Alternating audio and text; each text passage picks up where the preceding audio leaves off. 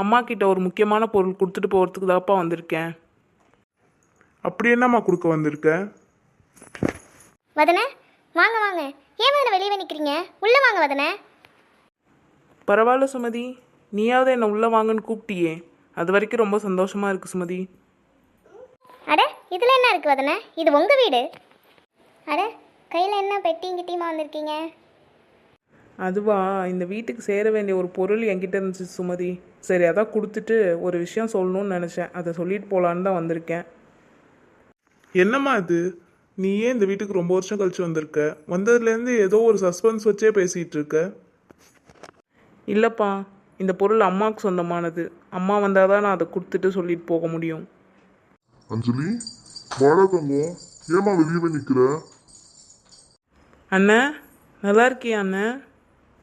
அஞ்சலி, நீ உள்ள வா அஞ்சலி.